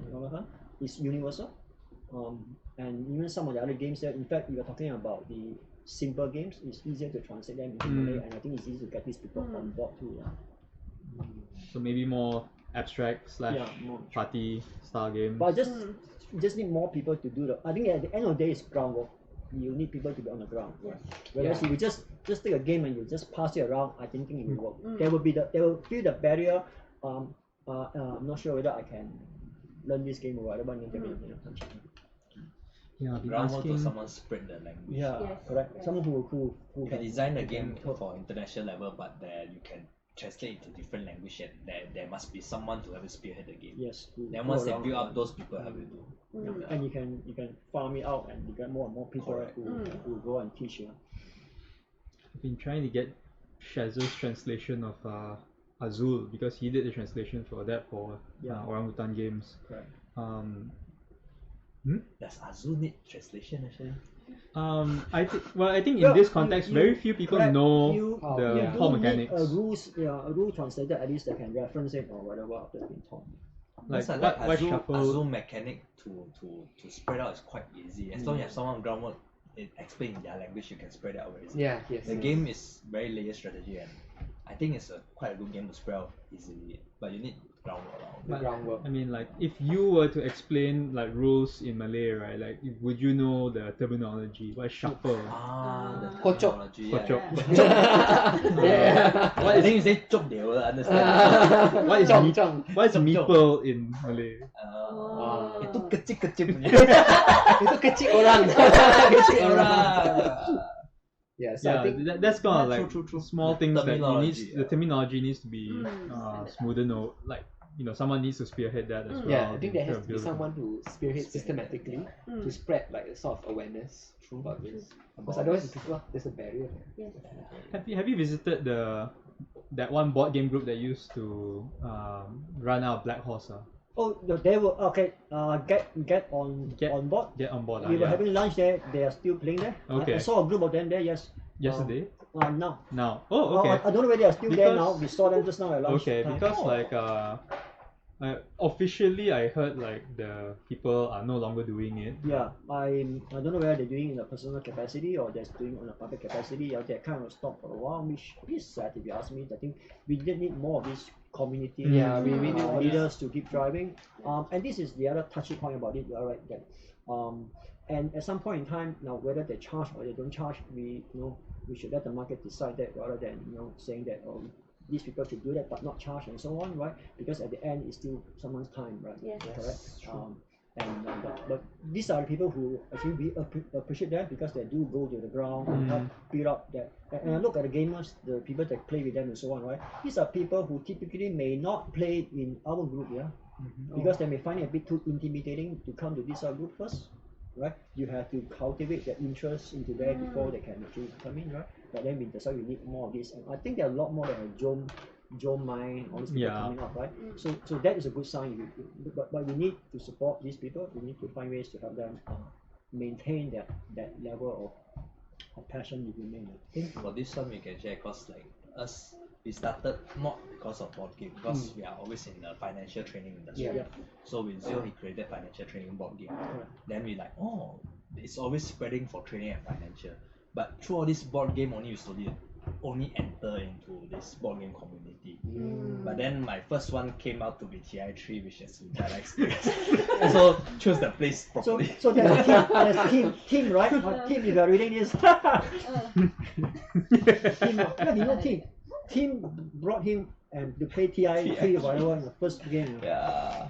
they have to start out the right game. But like what I agree with you, we weren't in all this board game thing at first. We're always in the financial industry. Yes. Then there's financial board game only slowly. Board game quite interesting. Then we only start to go into board game. I mean, if you start me off with Azul, those things should be alright. But you start me off with TI3, I was like, after I was phobia for board game, like So for a few months before coming back in. somehow I feel like the reason why awareness is, there is room to improve, but partly it's because of our gaming, some of our gamers, the way they introduce games, Too Yeah. hardcore. Correct. they don't know how to gauge. Games that they want to play. Yeah. Yes, They enjoy it, but they it's not for enjoy the it, but they public. don't. They So forgot there who are is, they going to. correct. There's a difference between and that's why I appreciate groups like Joe Mine, Get On Board, and so on, because there is a difference between a person who wants to organize a meetup because I want to play the game I want and I want people to play. Yeah. That's different, right? Then I will bring up 18xx or whatever games and then let's go together and play, right? Because that's what I want to play. Yeah. I want to find like-minded people to play, right? That's one. Versus a person who organize a meetup group to spread board gaming to you. In that case, Different I have to objectives, play yeah. games that I think will appeal to you, Yes. not necessarily that I like. Yes. So correct. there is a difference, right? So I'm actually giving up something to grow the group. The Yes. first one is that I'm giving up my time and my space to get people to play with me. So there is a difference in the mindset, right? Yeah. And the second group is what I hope to see more, and then we will see more growth.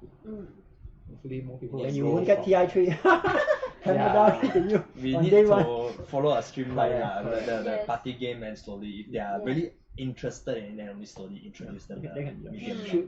Do you think we Never should go have, from like, easy to straight hard, and then you like. Do you think we should have like some sort of a guideline, like, you know, what sort of games Yeah, you I think are? that'd be good. Yeah, that would be good. Like party to easy, Correct. then Yeah. medium. Some people, they just, you know, I have a friend who wanted to introduce Agricola to a group of girls. Okay. Wait, And he said, Agricola. Agricola. And he said, girls will play because of look cute animals. And I'm like, dude, the game is not about the meeples. The game is it's a very heavy game. Yeah, they will like the music, look at people only, but they don't understand. Yeah, so it kills the fun. Maybe they can look at the games that can be explained in how long, Simple, few minutes, yeah. and can be completed and finished in I think the half game an length, hour. Yeah, They yes. consider people jumping into. Because if you introduce people, you start them off, then make them invest time of like 6 hours. That is hard. But if you start with half an hour, like, actually it's not bad. Actually, Then it's they not bad. slowly will come back. Then they slowly Yeah. come back. You don't want to scare them away. Yeah.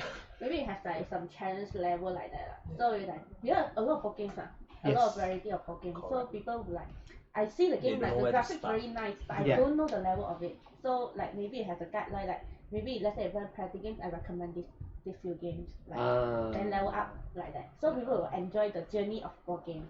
Yes, yes, Correct. yes. Maybe That's we one should thing have about some game. sort of- Good illustration is usually heavy game. The beautiful illustration. Yeah. Yes. Well, that's why they want to hook you on that first, right? But then once you open, If they open up look and at the show rule you, book. you will walk away. But what is you? But is there any one leading content creator in Malaysia who can serve as the one central hub for to list all of this? Do you know? Not at the moment. Yeah. Actually, Someone is with that It's a being said, self-curated content event. with that being said, right? I mean, there's boardgamecafe.net, right? The forums, how active are they nowadays? I think people don't go into the forum. When we started, people do use the forums. Nowadays, I think people don't use the forum a lot. Yeah. Mm-hmm. So yes, we had intention to, and that was why we were called Board Game Cafe at the time before we had proper Board Game Cafe. So it was more like a virtual meeting place for people, right? So that's why it's called Board game a space cafe lah. for people to meet. Yeah, and we wanted that to be a place where people go in and talk about more local specialized content and so on. That might be something that we can think of next year and so on to look at things. We definitely wanted next year to move more into the community space to support all these people that get on board and so on.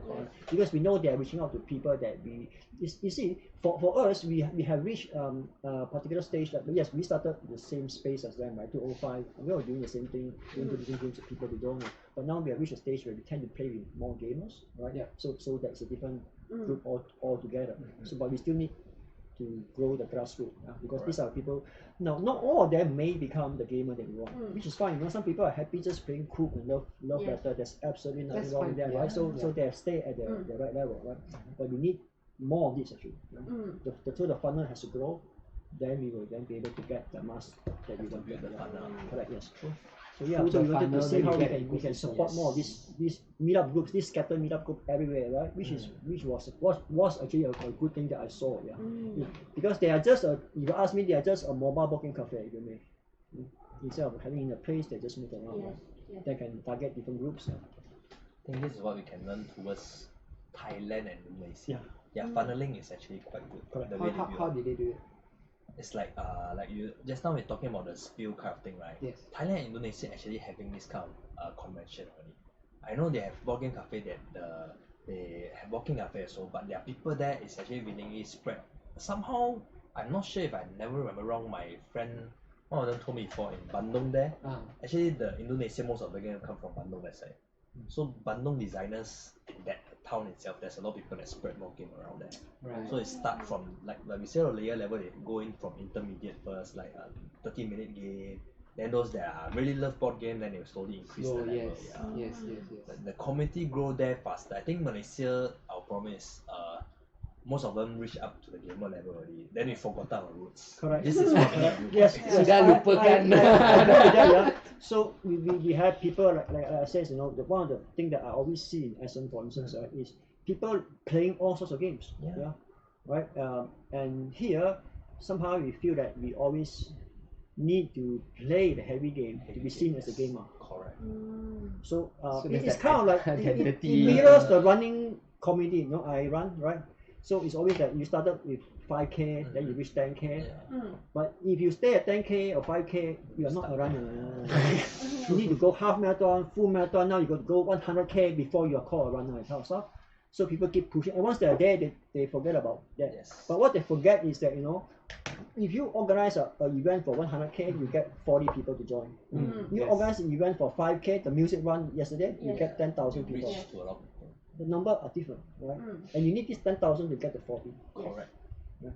After a while, the 40 will dry up, right? Yeah, after a while. So we need to go back to the ground and, you know, love better, simple games, and all these things. Ticket to Ride, all these things should be out more. So I think next year you want to put a bit more focus on those sort of games and to reach back out and get those crowd back. The gamer crowd is fine. Those crowd are self-driven. Yeah. You don't don't have to drive them, they will do You themselves. just got to get the games for them to buy. That's all, you know. They will buy. They'll come to you. I want this game. I want the game. When it's coming. They so do their they buy, research already. They know where to go. You don't have to worry about that, right? But it is this group that you need to tell them, no, there's this game that might fit you, this game you may like, and so on. Then you grow the base, and some of them will then go up into that. To grow back that base. Yes. Cool. Okay, so you wanna end things? Actually, I have a suggestion for ending. So we should end by talking about what we want to do in 2020. Which is wawasan, the wawasan. Besides that, it's our wawasan 2020 lah. But it's also to coordinate with other people. So if you say something, then maybe you can hook up with other people, and then we can cooperate further. Okay. So what's going to happen next year?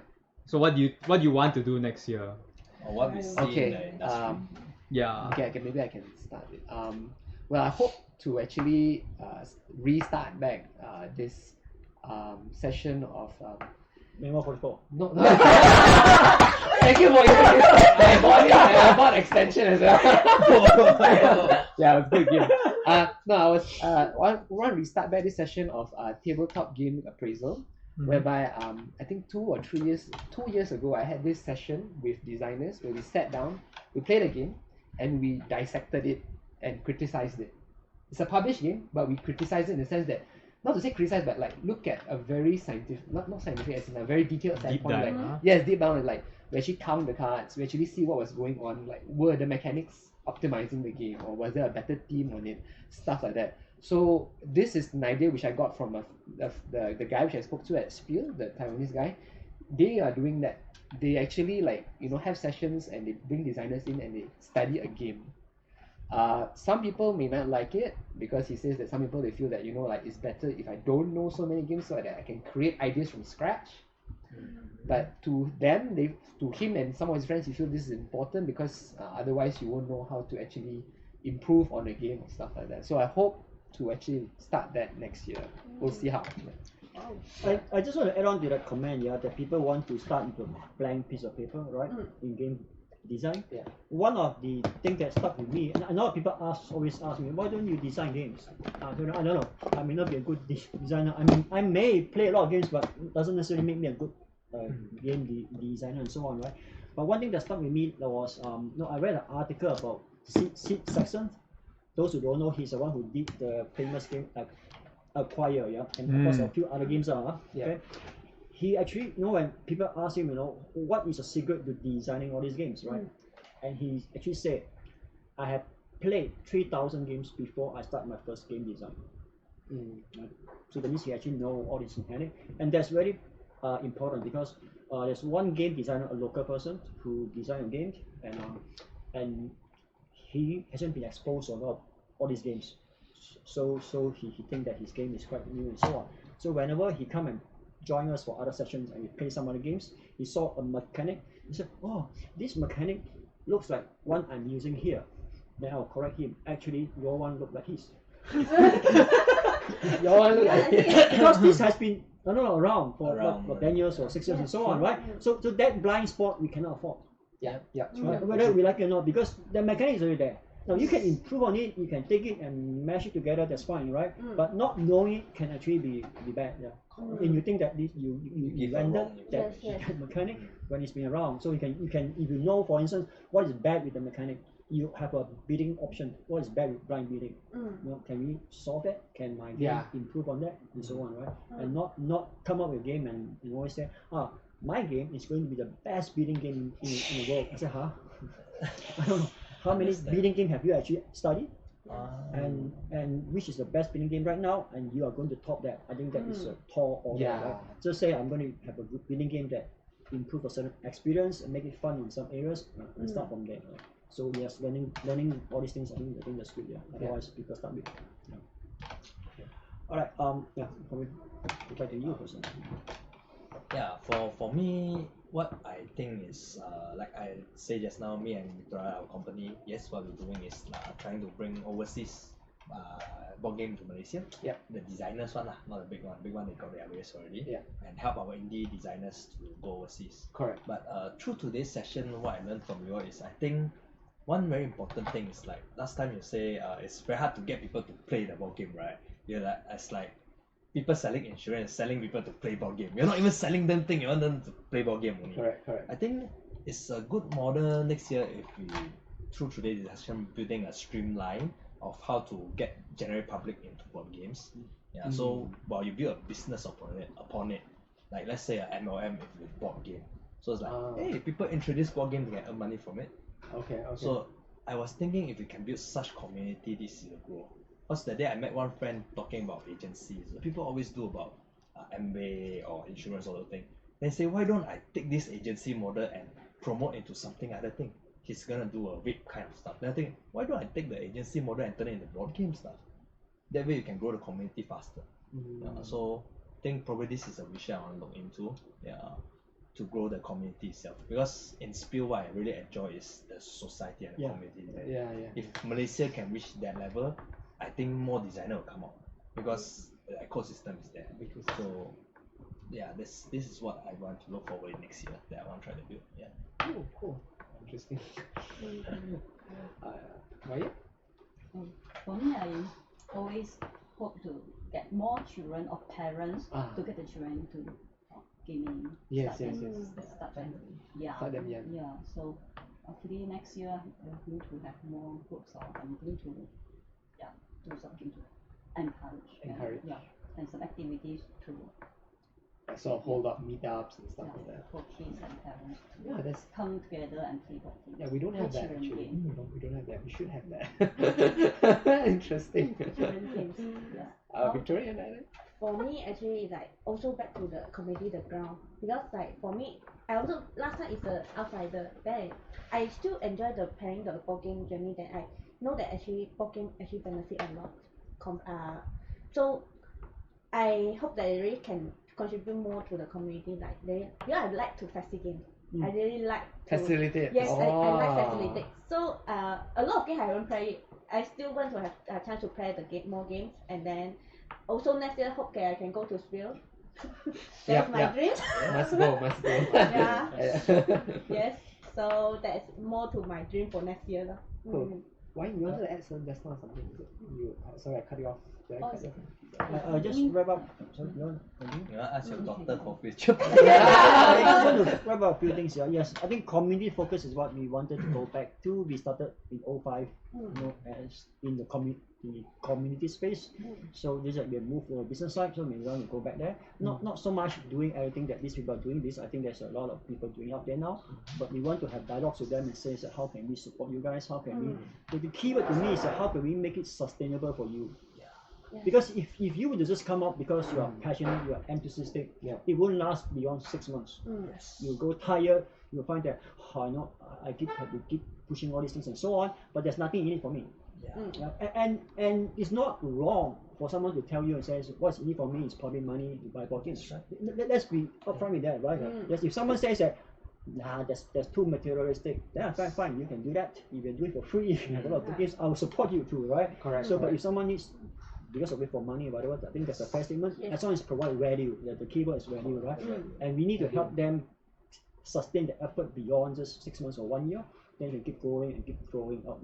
So we wanted to, and we can play that role to help them in what capacity. So we wanted to go down, as you said, because we need to grow that grassroots. We are also reaching the age when we have been hanging on to a label board game kids for some time.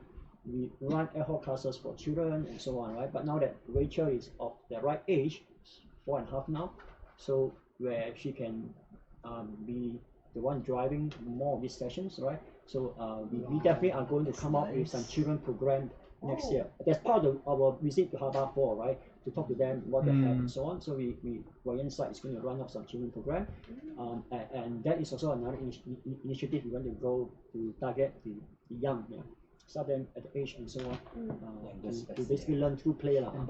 Yeah. So will be the face of working kids to try that nice. And so on, right?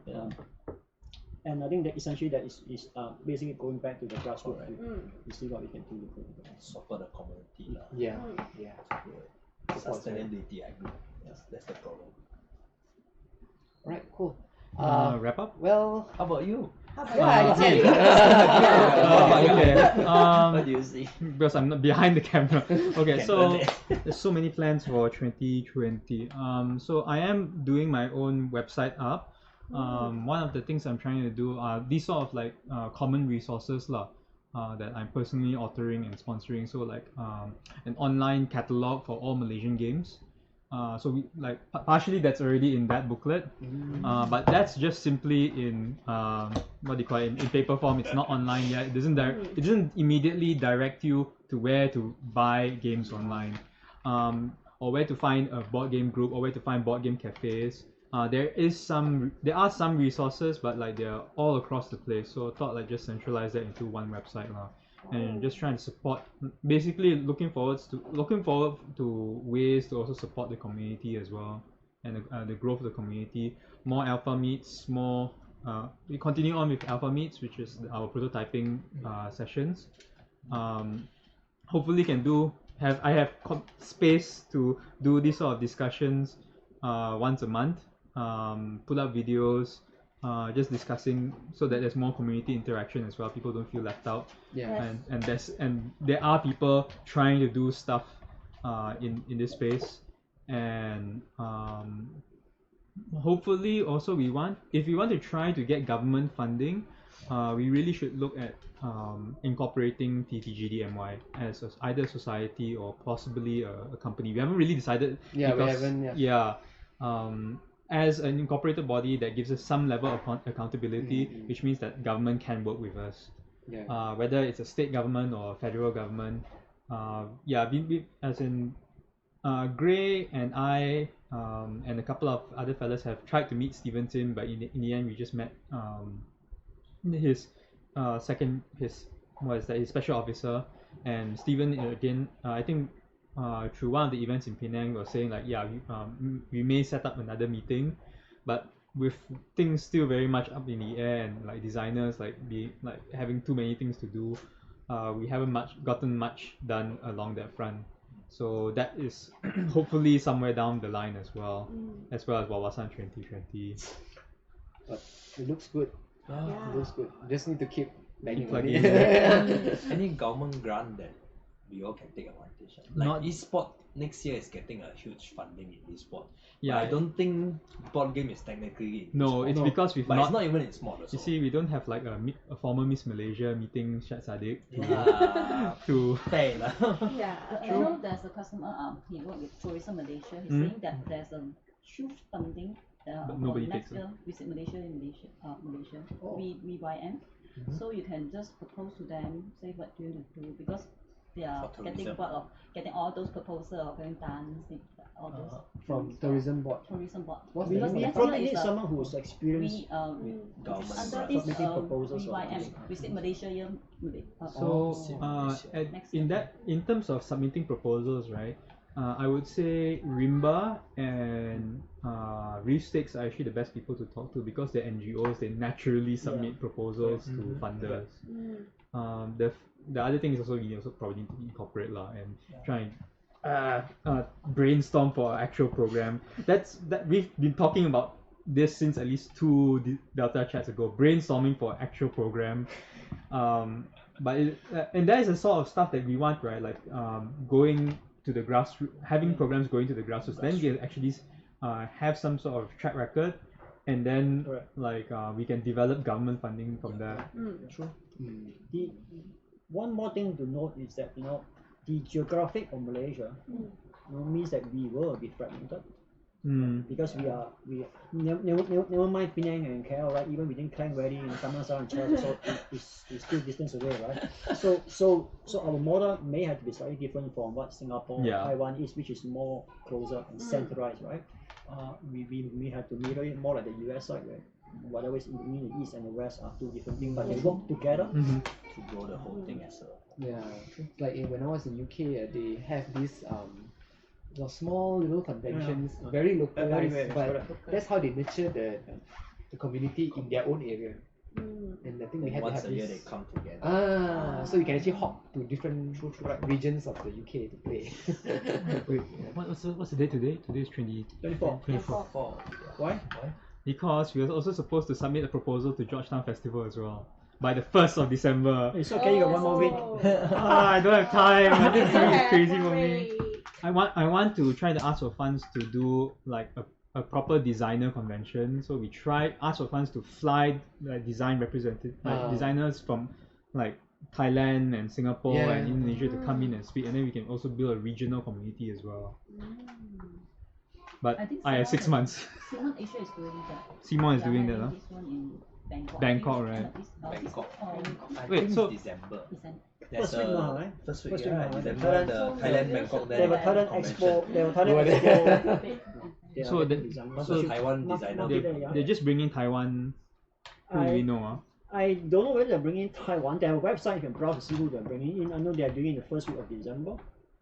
They call it Expo in Thailand, yeah. Bangkok is one. Even Singapore December, so the AFA. Yeah. Now a lot of convention gaming and they also add tabletop. So tabletop is actually growing. Like Just Comic not in Malaysia. Like Comic Fiesta is a huge event for anime. It's like But they don't have tabletop yet. But I think it's a possible In the future, maybe. future, right? Because it's like Singapore and Indonesia, they all starting AFA, Comic Con, all these things. They add more. They add on. And they Something gain we can traction. explore. You go talk to the Comic Fiesta people. We have very close links with them. Jared, Yeah, Jared. but Jared never pushed Jared for is us. Avarium, his one is a living board game. Yeah. But He go more for how gaming. the group, our TTGDMY started was through Comic Fiesta. Yeah. We had our meetings there. Serious? Yes, all our meetings, most of our meetings were there. I met Jared last time in CF also. But I know him as a designer is this year. Avarium, yeah. The what? GameStar. Yes. Yeah, I remember he put up I always posters. a participant, then this year GameStar, Malaysia, then we were discussing. Correct. Cool. Okay. So yeah, thank you so much for viewing today's Deltachat. And before we end off, I'd just like to promo our December event, which is the Gamma Waves on the 14th and 15th of December in Rex KL. So if you have time, please do drop by. Many games, we'll be launching some of the games that are published in Malaysia. So hope to see you there, guys. Take care. Ciao. Okay.